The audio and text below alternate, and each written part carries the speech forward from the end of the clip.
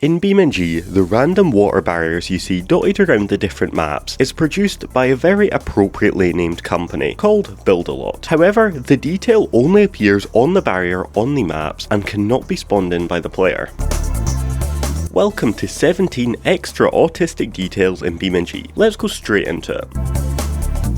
Next up, if you go to this location in the game files, you will find all characters for the campaign, which in itself isn't overly interesting, as obviously everything in the game will appear in the files at some point. However, you can actually see the only time in the entire game the actual people that are used in the missions, which I think is quite cool.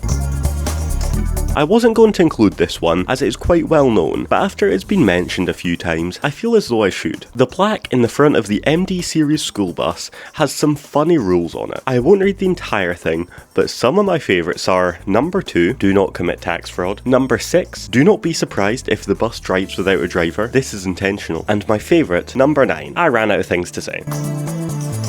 This company must have a monopoly on the market, as I found every map uses the same transportable floodlights, stating that the model or prefix BeamNG is 12 meters tall and contains 4 1000 watt lights, which is quite bright. One thing I recently discovered is the debug menu in the vehicle configurator. It is quite general features such as a pause physics option or being able to clone your current vehicle, but as well as this, it allows you to configure how much you want to see of the car's physics, such as its aerodynamics, centre of gravity, or even all of its nodes and beams. As mentioned in a recent video, the Bruckle Moonhawk is the only vehicle in the game which has a moving slider for both headlight stages as well as a slider for your hazard lights, showing some insane attention to detail by the devs. Another fun fact is that we're unbelievably close to 10k, so if you'd consider liking and subscribing, it would mean the world to me. 1 million views and I'll shave my hair and eyebrows. One interesting oversight made by the devs was pointed out by one of my Discord members, link in the description. They noticed that the sign in Belasco City states to only turn left on the green arrow. However, there is no arrow on the lights whatsoever, so does this mean we can't turn left, or do we just ignore the sign?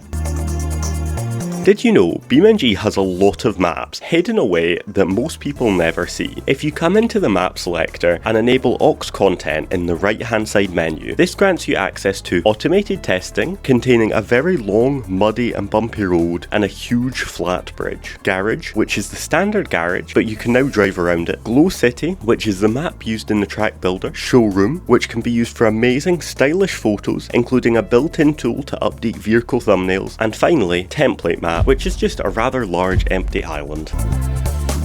Following on with the aux content, if you head into the vehicle selector and head into the side menu again, you can select to include aux content once more. This gains you access to the Roof Crusher Tester and 222 simplified traffic vehicles, and as Simulator Adventures found, this very unique looking autonomous delivery van. Taking a turn back to West Coast USA, we can see that I would never want to live there, given their diesel is so expensive, at almost $6 a litre. I'm already paying 30p more per litre than petrol in the UK, making it quite expensive, but nowhere near $6.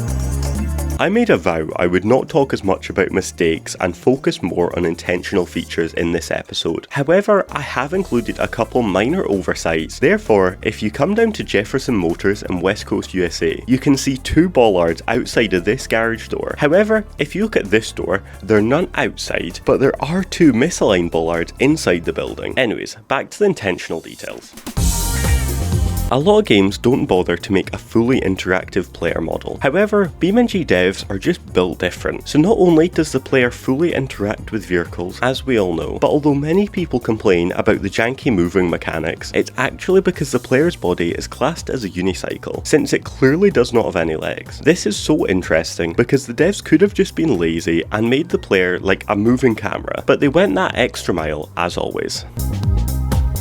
This next one is a detail that I'm probably the first to notice. In Italy, the billboards they have for the airline saying in big letters, affordable prices, impeccable service, quality flights. However, if you look below that, you will see a couple pixels of text that is normally completely illegible. However, if you scale the billboard to at least 100 times scale, you can see it has a funny little disclaimer saying that the quality isn't guaranteed, which I think is quite funny, especially because so little people notice it. In between Velasco City and the racetrack, there is a garage called Jerry Riggs, which possibly could be a cool little Easter egg aimed at the famous YouTuber Jerry Riggs Everything. As a bonus fact, this garage is British MOT certified.